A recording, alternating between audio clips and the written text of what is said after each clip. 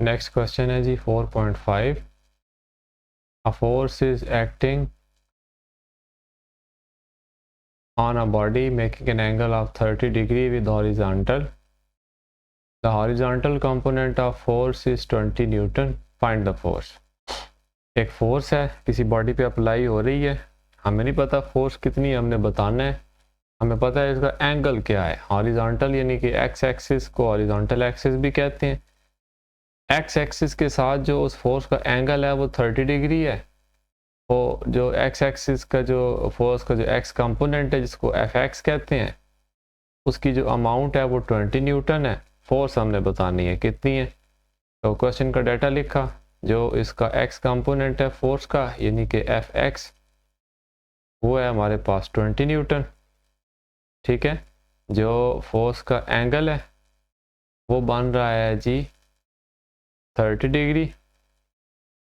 Force हमने बताना है कि कितनी है। अब फार्मूले के मुताबिक जो है एफ एक्स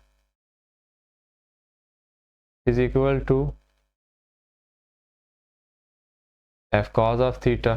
ठीक है, अब एफ एक्स की अमाउंट है 20 इज इक्वल टू एफ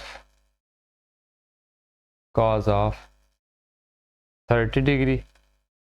ठीक है, तो 20 is equal to F multiplied by cos 30 होता है 0.866। F x will be equal to 20 over 0.866। ठीक है, तो इसको जब हम डिवाइड करेंगे वाया कैलकुलेटर तो we will get answer which is almost equal to 23.1 newton.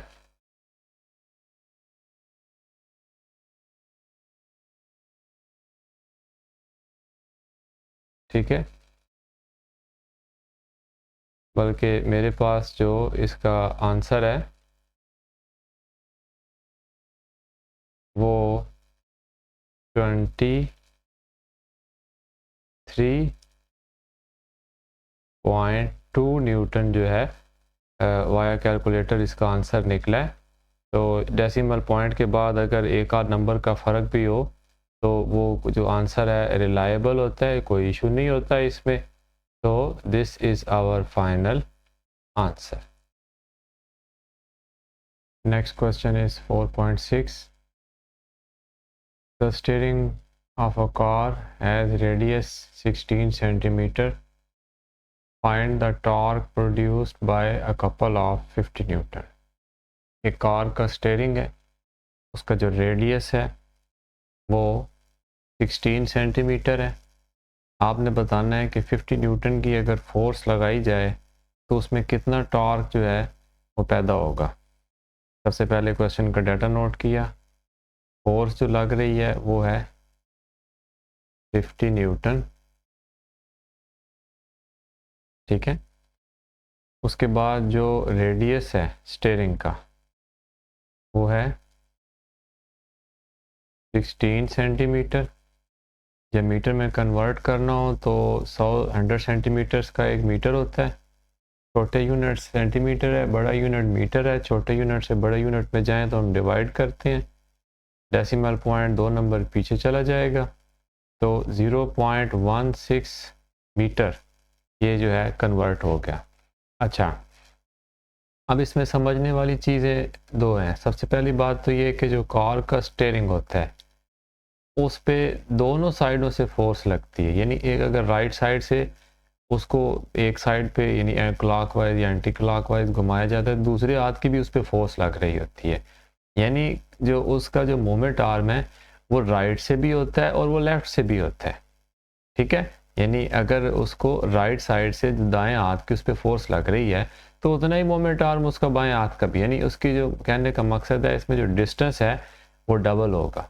ठीक है, वो कैसे कि टॉर्क ही हमने मालूम करना है टोटल।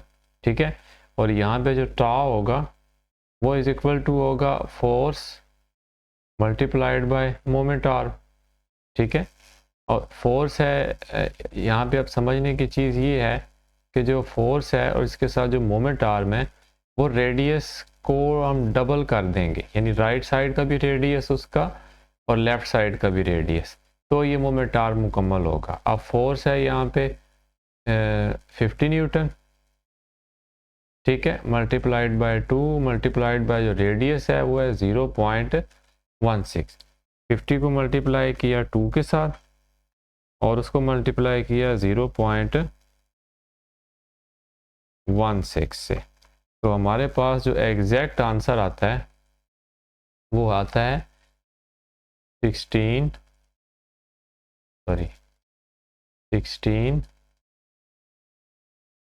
न्यूटन मीटर, ठीक है। Tau is equal to 16 newton metre and this is our answer. In the next question 4.7, we are given the question: a picture frame is hanging by two vertical strings. The tension in the strings are 3.8 Newton and 4.4 Newton. Find the weight of picture frame. एक picture frame है, वो दो strings के साथ, दो डोरियों के साथ लटकी हुई है। एक डोरी में जो टेंशन है वो 3.8 न्यूटन है वर्टिकली जो उसके साथ लगी हैं, यानी 90 डिग्री के एंगल के साथ, और दूसरी में जो उसके स्ट्रिंग में जो टेंशन है वो 4.4 न्यूटन है। आपने बताना है कि पिक्चर फ्रेम का वेट कितना है। सबसे पहले जो T1 है, जो पहली स्ट्रिंग में टेंशन है, वो कितनी है जी? 3.8 न्यूटन, ठीक है। T2 जो दूसरी जो उसमें टेंशन है वो है 4.4 न्यूटन। वेट जो है आपने बताना है। अब देखें, टेक्निकली सोचें, लेट्स से कि ये फ्रेम है, ठीक है, ये दो स्ट्रिंग्स के साथ लटकी हुई है, ठीक है।